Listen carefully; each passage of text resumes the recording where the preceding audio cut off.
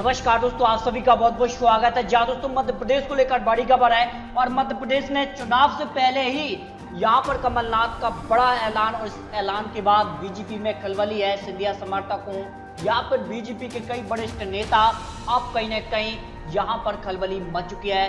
BJP के कई बड़े नेता कमलनाथ संपर्क में हैं।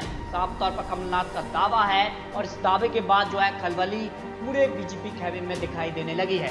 चुनाव से पहले बड़ा दाव यहां पर कमलनाथ का दाव काम कर पाएगा और मध्य प्रदेश में चुनाव से पहले ही बीजेपी सरकार गिर जाएगी, ऐसा कमलनाथ का दावा है। और इस दावे में कितना दम है, आइए आपको पूरी खबर दिखाते हैं। दरअसल मध्य प्रदेश में होने वाले उपचुनाव को लेकर जो है हर दिन नई तरह की राजनीति देखने को मिल रही है।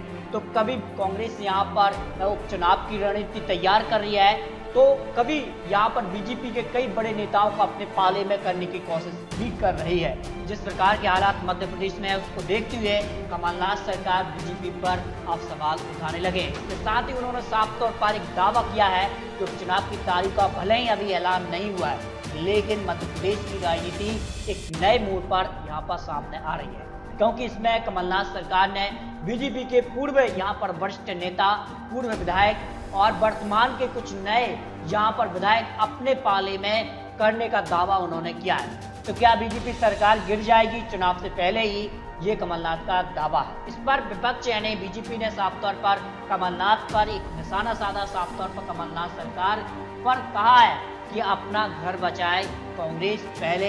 दरअसल एमपी में 24 सीटों पर उपचुनाव होने हैं और बीजेपी कांग्रेस में इसको लेकर तैयारियां भी पूरी होने लगी हैं, क्योंकि इन्हीं सीटों के परिणाम से तय होगा मध्य प्रदेश में आने वाले समय में किसकी रहेगी सरकार। बता दें 2 सीटें पहले से और 22 कांग्रेस के विधायकों के इस्तीफे के बाद मध्य प्रदेश में होने वाली 24 सीटों पर चुनावी तारीख बहुत जल्द ऐलान होगी। लेकिन पहले से ही यहाँ पर अनुमान लगाया जा रहा है और साफ तौर पर जो कमलनाथ का दावा है, इस दावे के बाद अब कहीं ना कहीं बीजेपी भी जो है सदमे में आ चुकी है और वही पूर्व सीएम कमलनाथ बीजेपी खेमे में बेचैनी बढ़ा दी है। कमलनाथ ने कहा है कि मेरे संपर्क में बीजेपी के कई वरिष्ठ नेता और नए विधायक हैं। उन्होंने कहा कि शिवराज सिंह चौहान प्रलोभन देकर सरकार तो बना ली, लेकिन उपचुनाव में टिकट बांटने को लेकर उन्हें बहुत झेलना पड़ेगा। साफ तौर पर अब कमलनाथ सरकार का दावा है, क्योंकि बीजेपी जो 22 विधायक हैं कांग्रेस के, उन्हीं को यहाँ पर चुनावी मैदान में उतारेगी।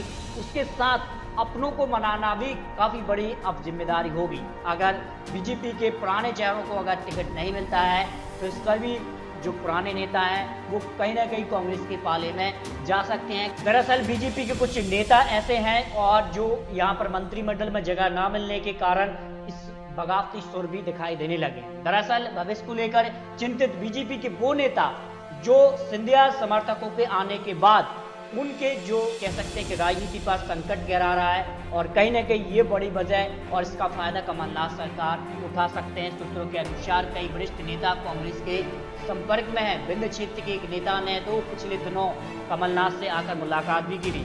चर्चा में यहाँ तक है कि अगर इन्हें पार्टी टिकट नहीं देती है तो ये नेता निर्दलीय चुनाव मैदान में भी उतर सकती, जिससे बीजेपी को जमकर नुकसान होगा। मीडिया रिपोर्ट के अनुसार ग्वालियर चंबल संभाग के पूर्व मंत्री भाजपा के बड़े नेता भी कांग्रेस के संपर्क में हैं। सूत्रों के हवाले से खबर यहां तक आ रही है कि अगर यहां पर कोरोना वायरस जो है वो महामारी अगर मध्य प्रदेश के अंदर नहीं होती तो मध्य प्रदेश के लिए अब तक कमलनाथ सरकार वापसी भी कर चुके होते।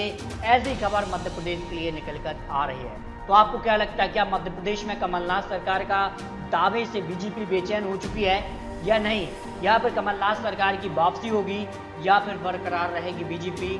आपको क्या लगता है, क्या उपचुनाव में कुछ पलटवार देखने को मिलेगा या फिर नहीं? अपनी राय कमेंट बॉक्स में रखिए। बड़ी और ताज़ा खबरें पाने के लिए चैनल को सब्सक्राइब जरूर कर लीजिए, ताकि आने वाली जानकारी का आपको नोटिफिकेशन टाइम मिलता रहे।